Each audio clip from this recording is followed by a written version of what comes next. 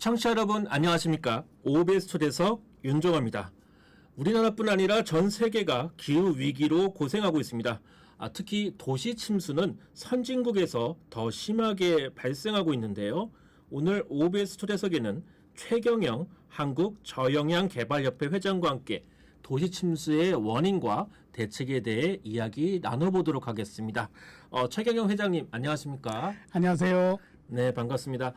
먼저 OBS 라디오 청취자 여러분께 인사 말씀 부탁드리겠습니다. 네, OBS 청취자 여러분 안녕하세요. 저는 사단법인 한국저영양개발협회 최경영입니다. 귀한 자리에 초대해 주셔서 너무 감사드리고요. 그리고 만나 뵙게 돼서 영광입니다. 네, 반갑습니다. 최경영 회장님 지난해부터 OBS 라디오 오늘의 기후를 통해서 여러 차례 출연을 하셨지만은 또 OBS 초대석을 통해서 처음 뵙는 분들도 계실 것 같아요. 그래서 청취자분들 위해서 최경영 한국저영양개발협회 회장 프로필 간단히 한번 소개해 보도록 하겠습니다.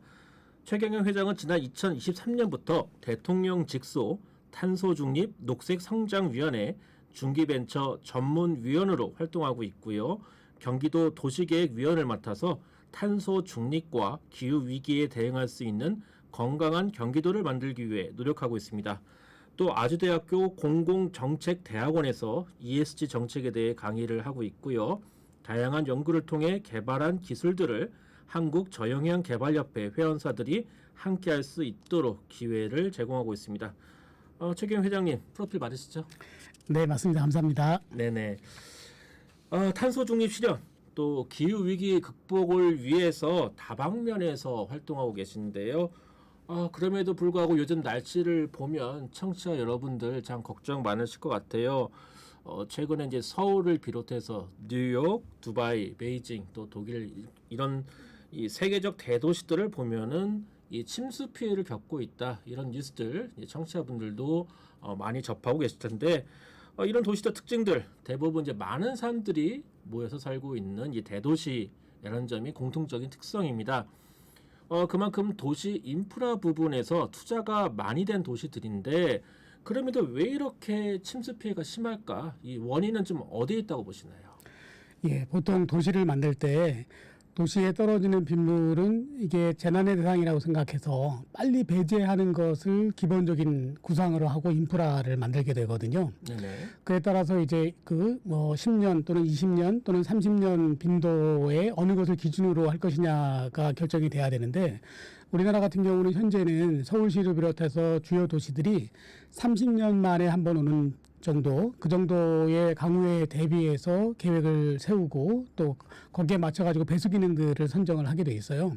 근데 문제는 30년도 사실은 꽤 많이 높여놓은 거거든요. 네, 우리가 그렇죠. 구도심 같은 경우는 그보다 또 더 적을 텐데, 네네. 문제는 이게 비가 30년이 아니라 100년, 500년, 요즘은 뭐 1000년 만에 한 번 올 만한 비도 갑자기 내리다 보니까 이런 문제가 발생하는 것 같습니다. 예, 지금 뭐 세계적인 기후 위기 속에서 뭐 30년 기준으로 이 치수 계획을 세운다 하더라도 요즘 뭐 100년 만에 뭐 굉장한 큰 뭐 호우 피해가 내렸다, 홍수가 났다, 또는 이제 무더위가 온다 이런 뉴스들 참 많이 나오고 있는데 일단 이제 도시 침수 부분 다시 얘기를 돌아가 보자면 그렇기 때문에 이 도시를 만들 때 하수구의 이 처리 능력 충분히 확보해서 만들어야 될 것 같고요. 앞으로 더 좀 그 용량이라고 해야 될까요? 늘려야 할 것 같은데 사실 우리나라 도시의 가장 큰 문제일 수도 있을 것 같습니다. 이 하수구 처리 능력 처음부터 참 이렇게 용량을 충분히 했었으면 좋겠다 이런 생각 드는데 그렇지 못한 이유는 좀 어디에 있을까요? 사실 처음부터 하면 참 좋죠. 다만 네네. 이제 경제성의 문제라고 판단이 돼요. 그러니까 100년 또는 200년에 한 번 올 비를 대비해서 크게 만들어 놓는다. 이거는 어떻게 보면 낭비일 수도 있는데 사실 요즘 같으면 그런 생각 안 할 수도 있어요. 이게 뭐 언제 어떻게 될지 모르니까. 예, 근데 그렇죠. 우리가 도시계획 세울 때는 그렇지 못했던 것 같고요. 그래서 배수 능력은 그 정도 30년 빈도로 하지만 그 하수구의 능력에서 벗어나는 것들은 이제 유수지라든지 저류지라든지 이렇게 빈 공간들을 만들어서 이런 것들이 역할을 할 수 있게끔 또 침수가 아주 위험하게 예측되는 지역에는 배수 펌프를 설치한다든지 뭐 이렇게 해서 준비를 하는데 역시 이런 그 지금 같은 기후 위기는 예측을 못했다. 또 하나는요.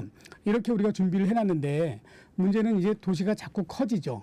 그렇죠. 커지고 네. 또 더 집중화되면서 아스팔트나 콘크리트로 그러니까 그전에는 비가 오면 땅으로 스며들 수 있는 부분이었는데 이게 아스팔트나 콘크리트로 포장이 되면서 가뜩이나 적은 하수구에 한꺼번에 몰리게 되는 거죠. 네네. 이런 문제들이 실질적으로 더 현상을 악화시키고 있다고 봅니다.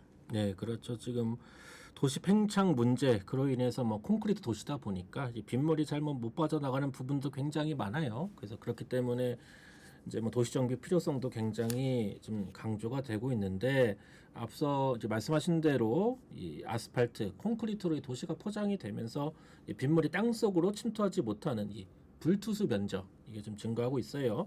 그렇다면 이 도시의 불투수 면적 증가하면 우리가 이제 생각할 수 있는 문제점들 좀 어떤 것들이 좀 있을까요?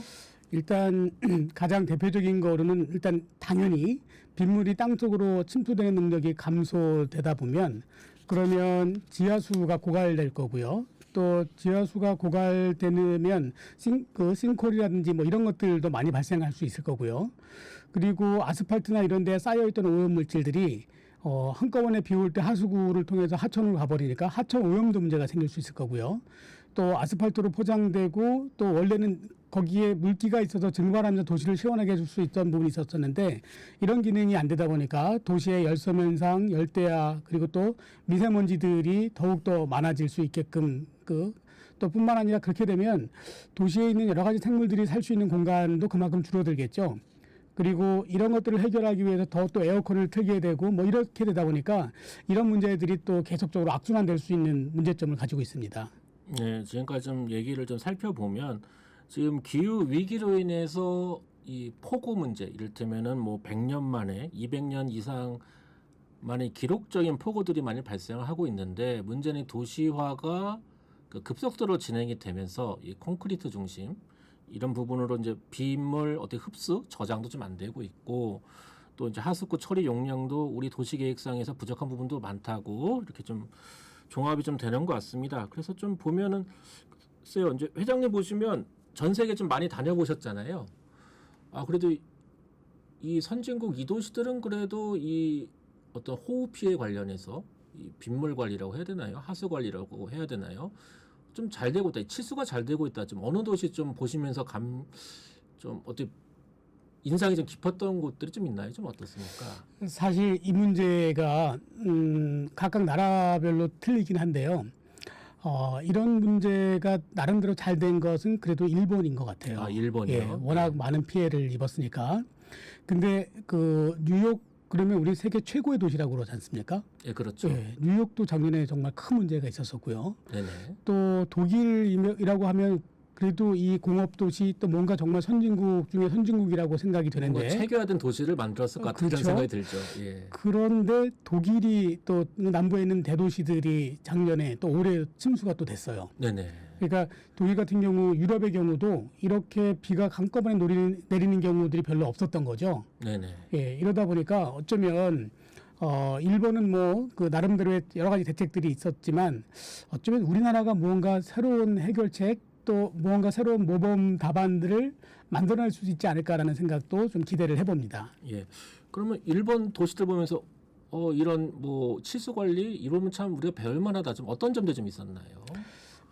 일단 첫 번째는 그 투수성 포장이라는 게 상당히 많이 보여졌고요. 아, 빗물을 잘 흡수할 수 있는 예. 포장이요. 또 두 번째는 사실은 거기는 우리가 이걸 배워야 될까라고 하는 면도 없지 않아 있는데 네네. 대규모 토목 구조물들 네. 도시 안쪽에 아래쪽에 지하에 아주 대규모의 빗물을 담아줄 수 있는 대심도라는 것들이 만들어져 있는데 이런 부분들은 사실 우리가 도입할 때는 좀 여러 가지 생각들을 좀 해야 될 것 같긴 해요. 어쨌든 일본의 경우는 그래서 대도시가 특히 동경이 침수되는 거는 빈도가 상당히 낮은 것 같습니다. 예, 그렇군요. 자, 이제 우리 얘기를 해보면 특히 이제 이 경기도 얘기를 좀 해볼게요. 경기도 인구 굉장히 팽창하고 있습니다. 1,400만 명, 전국 최대 광역 지자체인데 그럼에 따라서 도시화 역시도 굉장히 빠른 속도로 좀 진행이 되고 있어요. 그렇다 보니까 경기도에서 이 기후 변화에 대한 좀 대책도 많이 고민하고 있는데 회장님 보시기에는 이 경기도의 문제를 봤을 때 지금 계속 이 치수 문제, 뭐 기후 위기에서 홍수나 뭐 비 피해 굉장히 많이 강조가 좀 되고 있고 실제로 이제 피부로 느끼고 있는데 경기도 차원 또 우리 사회에서 좀 어떤 식으로 좀 해결책 개선점 나가야 될까 좀 말씀해 주신다면은 어떤 걸 좀 제안을 좀 하고 싶으신가요? 네, 일단 제도적인 측면을 보면 우리 경기도가 그래도 상당히 좀 앞서 나가는 편이에요. 네네. 그래서 이제 물순환에 관련된 조례도 만들어졌고요. 물론 이제 서울시가 조금 먼저 하긴 했습니다만 경기도도 그에 못지않게 준비를 하고 있어요. 근데 이런 제도들을 보면, 그러니까 사실은 이제 환경부 차원에서 보면 물순환 촉진법이라든지 뭐 지하수법이라든지 또 환경영향평가법 등에서 이런 문제들을 해결하려고 하는 여러 가지 그 노력들이 보이는데요. 그 중에서 가장 대표적인 정책으로는 환경 쪽에 이 생태 면적률 제도라는 것을 들 수 있을 것 같아요. 생태 면적률 제도. 네, 예. 이건 뭐냐면 실제 바닥면, 그러니까 토지 바닥면 중에서 생태적인 기능을 수행하는 면적의 비율이라고 볼 수 있거든요. 네네. 그러니까 다시 말씀드리면 일반 녹지라든지 아니면 수공간이라든지 연못 같은 거 또는 뭐 습지 같은 거 이런 경우라면 100% 생태적 기능을 수행하기 때문에 이걸 가중치를 1이라고 두고 있는데 네. 그런 면적으로 다 했으면 좋겠지만 실제로 어떤 그 산업단지나 아파트가 들어서면 차들도 다녀야 되고 또 사람들 통행도 해야 되고 뭐 이런 부분들은 어쩔 수 없이 포장을 할 수밖에 없어요. 그렇죠. 예. 그동안에는 대부분은 이제 아스팔트 포장이거나 콘크리트 포장을 해왔는데 이렇게 되면 생태적 기능을 전혀 수행할 수 없거든요. 그래서 물이 땅으로 잘 스며들 수 있는 투수 포장이라는 걸 하면 생태적인 전체 기능이 1이라고 하면 그중에 0.4 또는 0.3, 0.2 그 기능에 따라서 이 정도의 기능은 수행할 수 있다. 그래가지고 거기에 맞게끔 가중치를 두고 있기도 해요. 그래서 네네. 그거 말고도 지하에 주차장이 있는 경우에는 그 위에 토양을 한 90cm 이상 두게 하고 그리고 그 위에 또 녹지를 하거나 뭐 이런 여러 가지 방식을 통해서 생태적 기능을 최대한 많이 수행할 수 있는 면적을 확보하는 거 뭐 이런 것들을 생태 면적률이라고 하고 그 부분이 어쩌면 여러 가지 제도 중에서 가장 이 물 순환이라든지 또는 도시 침수를 위해서 좋은 방법 중에 하나가 아닌가 생각합니다. 그러니까 이제 생태 면적률이라는 게 청취자분들 이해를 좀 쉽게 돕기 위해서는 그러니까 천연 상태에서 자연 상태에서 그 뭐 빗물이나 이런 걸 얼마나 잘 흡수할 수 있을까? 거기서 자연 상태가 기준 1이 되는 거고. 그거를 그렇게 이제 되는 건가요? 빗물을 흡수하는 능력만을 보는 건 아니고요. 네네. 그러니까 우리 일반 녹지 이런 데는 식물이 자라고 네네. 또 거기에 여러 가지 동물이 살 수 있고 지렁이도 살 수 있고 네. 이런 기능까지 그리고 물순환까지 다 포함해서 1이라고 본 건데 투수 포장이라고 한다면 다른 기능은 못 하겠죠. 물순환 기능에 한정되겠죠. 네네. 그래서 맥시멈 0.4를 둔 겁니다. 아 그렇군요. 네. 그러면 이 투수 포장이라는 게 기본적 우리가 잘 이제 뭐 눈에 볼 수 있는 뭐 콘크리트나 아스팔트 포장과 다른 좀 어떤 점이 좀 다른가요? 투수 포장이라고 한다면 좀 어떻게 이해를 하면 좀 쉽게 다가올까요? 네, 비가 오면 그 일반 우리 그냥 맨 땅으로 돼 있는데 또는 잔디밭으로 돼 있는데 또는 네. 화단으로 돼 있는데 이런 데는 비가 오면 그 빗물이 땅으로 침투가 되는데 물론 이제 그 토양이 물을 꽉 머금은 상태에서는 위로 또 흘러갈 수도 있겠죠. 네네. 그러니까 다시 말씀드리면 상당히 많은 부분은 땅으로 침투를 시켰다라는 거죠. 네. 자, 그러면 사실 우리는 이 그 투수 포장이라고 하는 건 비가 왔을 때 저 밑에 땅 쪽으로 물을 지나갈 수 있게끔 해줘야 되는 역할을 해야 되는 거죠. 네. 그런데 여기서 또 중요한 건 뭐냐면 땅으로 들어가긴 했는데 땅 밑에가 물을 흡수하지 못한다. 이러면 또 말짱 도루묵이죠. 그렇죠. 예, 그래서 물을 잘 투수도 시켜주고 물을 저장을 해서 땅 쪽으로 천천히 스며들 수 있는 그 어떤 시간을 벌어주는 거 이것도 역시 그 투수 포장의 중요한 요인 중에 하나라고 봅니다. 네.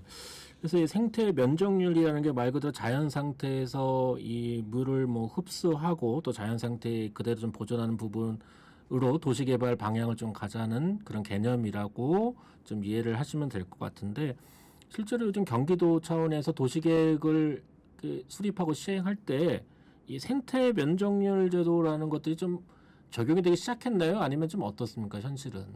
사실 제가 이제 그 경기도 도시계획위원회에 네네. 환경 파트를 맡고 있다 보니까 경기도는 그래도 열심히 이 얘기를 제가 하고 있고요. 네네.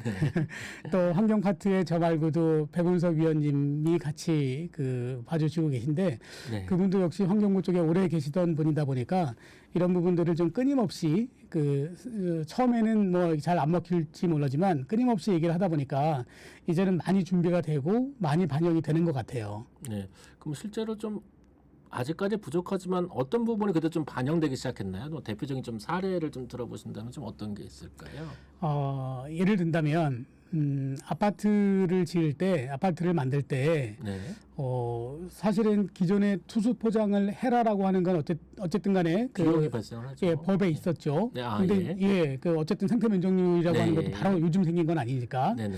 근데 이제 문제는 그거예요. 이게 투수 포장을 하라 그러면 네 그러고 하긴 해요. 근데 네네. 그 다음에는 성능이 중요한 게 아니라 제일 싼 거. 아 예. 예. 아무래도 뭐 비용이 좀 발생. 경제성이 우선이다 보니까. 예, 예. 그래서 제일 싼 거를 적용하고 그리고 나서 뭐 투수 포장했습니다. 그러면 끝나고 나면 누가 투수가 잘 되나 이런 거 관심도 안 갖고 안 봐줬으니까. 네. 그래서 이제 잘 안 됐었는데 이 생태 면적률이라는 게 이제 만들어지고 결국은 뭐냐면요. 이제 이게 의무화되다 보니까 네. 이 생태 면적률을 만약에 우리가 포장하는 투수 포장이라고 하는 데서 인정을 받지 않았다면 결국은 거기에 사는 주민들은 그만큼 녹지를 더 확보를 했어야 되는 거죠. 그러니까 보통 아파트 재개발할 때는 30%를 생태 면적을 확보해야 되는데 녹지 면적이. 예. 그런데 이 30%를 그냥 다 녹지로 놔두고 개발하기가 쉽지 않다 보니 네. 말씀드렸던 것처럼 포장을 하되 그렇게 투수 능력이 우수한 포장을 하면 거기에 0.4에서 0.2까지 차별화된 곱하기 면적 해가지고 이제 인정을 해줬는데 이걸 인정을 안 받았다 그러면 녹지를 그만큼 확보했겠죠. 네, 그렇죠. 예. 그러다 보니까 주민들이 이제 관심을 갖게 된 거예요. 그래서 아니 이거 생태 면적률 반영되는데 왜 투수 포장했다는 게 막혔어? 전에는 아예 뭐 그냥 막혔나 보다 물이 고였나 보다 했는데 이제는 주민들도 이런 거에 대해 관심을 갖게 되는 많이 거죠. 높아지셨군요. 예. 그러니까 제대로 뭐 시공이 됐는지를 보는 그렇죠, 거네요. 그렇죠. 예. 예. 그렇군요.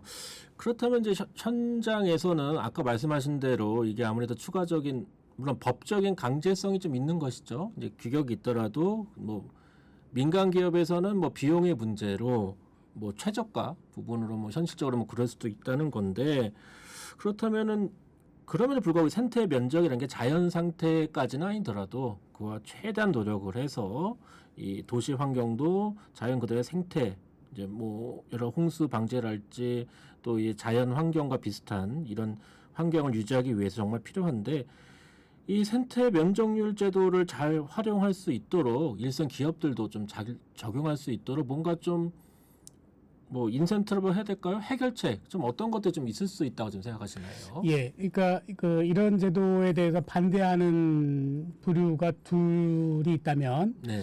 한쪽은 기존처럼 불투수 포장을 생산하던 기업들이 좀 반대할 수 있겠죠. 네. 하지만 그들도 투수 포장을 개발해서 그런 걸 쓰게 한다면 사실 지금 불투수 포장 같은 경우는 서로 생산하는 데가 워낙 많고 또 기준이 워낙 낮아서 아무나 생산할 수 있는 거다 보니 서로 가격 경쟁력을 너무 많이 하고 그래서 생산해서 납품해도 사실 남는 게 별로 없는 그런 구조예요. 네네. 그래서 오히려 기술 개발을 하고 좀 기준을 높여서 같이 좋은 제품들을 만들어낸다면 그러면 더 좋은 가격을 받을 수 있기 때문에 그게 더 바람직한 거고 또 하나는 시행사라든지 그걸 실질적으로 적용하는 기업의 입장에서 봤을 때는 이렇게 하면 사실은 그냥 녹지로 놔두는 것보다 어차피 해야 되는 포장을 이렇게 하면 훨씬 더 이득이 클 수 있잖아요. 그러니까 네. 불투수 포장 아무거나 조금 더 싸게 한다기보다는 제대로 된 걸 해서 상태 면적을 인정받는 게 훨씬 더 도움이 될 거고 또 이걸 제대로 이해했다면 그렇게 투수가 잘 되는 포장을 하게 되면